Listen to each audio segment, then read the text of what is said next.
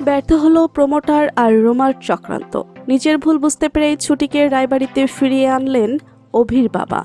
প্রতিজ্ঞা ধারাবাহিকের আগামী পর্বে দেখা যায় গভীর রাতে বাড়ি ছেড়ে চলে যাওয়ায় ছুটির উপর অভিমান করে থাকে অভি। তবে অভির মা বুঝতে পারেন না জেনে শুনেই ছুটিকে অনেক অপমান করা হয়েছে। কাঁদতে কাঁদতেই তিনি নিজের ঘরে চলে যান এবং অভির বাবাকে বলেন ছুটি বাড়িতে নেই, কোথায় গেছে আমরা কেউ জানি না। অভির বাবা তখন বলেন তোমরা ওই মেয়েটাকে নিয়েই বেশি ভাবছো, যেখানে গেছে যাক না, এত চিন্তার কি আছে।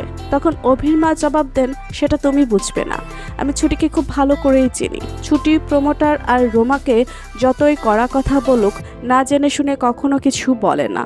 ও আমাদের পরিবারের কোনো ক্ষতি চায় না, তুমি একবার ভালো করে খোঁজ নিয়ে দেখো। তিনি আরও বলেন আমার বিশ্বাস ওই প্রমোটার আর রোমা যারা তোমার কোম্পানিতে 2 কোটি টাকা বিনিয়োগ করতে এসেছে এরা মোটেও ভালো মানুষ নয়। তুমি বিপদে পড়তে পারো বলেই ছুটি তোমাকে সতর্ক করেছে। এখনো সময় আছে, ভালো করে সবকিছু যাচাই করে দেখো। অভির বাবার মনে কথাগুলোর দাগ কাটে।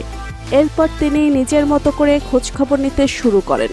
তদন্ত করে তিনি জানতে পারেন রোমা কাঞ্জিলাল ও রুদ্রপ্রসাদ কাঞ্জিলালের বিরুদ্ধে দীর্ঘদিন ধরে একাধিক প্রতারণার মামলা রয়েছে।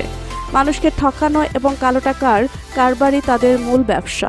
সবকিছু জানার পর অভির বাবা বুঝতে পারেন ছুটি কোনো ভুল বলেনি। মনে মনে তিনি ভাবেন ছুটি তো আমাকে বাঁচানোর জন্যই সতর্ক করেছিল, আমি আর এদের বিশ্বাস করব না। এরপর তিনি সিদ্ধান্ত নেন ওই 2 কোটি টাকার বিনিয়োগ আর নেবেন না। সরাসরি প্রমোটারের অফিসে গিয়ে টাকা ফিরিয়ে দিয়ে বলেন আমি আপনাদের সঙ্গে আর কোনো চুক্তি করব না, আমার কোম্পানিতে আপনাদের কোনো বিনিয়োগও নেব না, এই ডিল এখানেই শেষ। এ কথা শুনে প্রমোটার প্রচণ্ড রেগে যায়। সে ভাবতে থাকে হঠাৎ অভির বাবার মত কিভাবে বদলে গেল। এরপর রোমাকে নিয়ে ছুটির বিরুদ্ধে নতুন ষড়যন্ত্রের পরিকল্পনা করতে শুরু করে।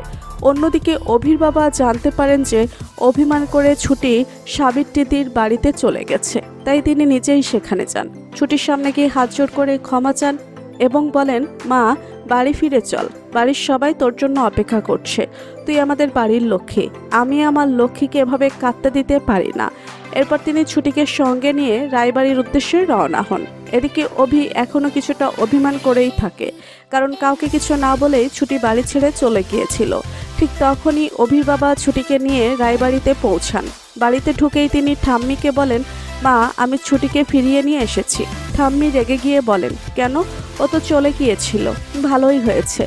তখন অভির বাবা শান্তভাবে বলেন না মা, ভালো হয়নি, ও আমাদের সাবধান করতে চেয়েছিল, আমি খোঁজ নিয়ে দেখেছি প্রমোটার আর রোমা দুজনেই প্রতারক, ভাই বোন মিলে মানুষকে ঠকানোর ব্যবসা করে।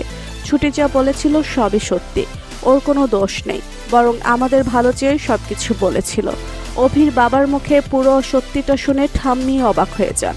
তো বন্ধুরা তোমরা এটাই চাও তো যে এভাবেই যেন নিজের ভুল বুঝতে পেরেই ছুটিকে নিজেই রায়বাড়িতে ফিরিয়ে আনে অভির বাবা? কমেন্ট করে জানাতে ভুলো না। ভিডিওটি ভালো লাগলে লাইক কমেন্ট শেয়ার করুন, আর আমাদের চ্যানেলে নতুন হয়ে থাকলে চ্যানেলটি সাবস্ক্রাইব করে রাখুন যেন প্রতিজ্ঞা গল্পের নতুন আপডেট সবার আগে পৌঁছে যায় আপনাদের কাছে। ধন্যবাদ সবাইকে।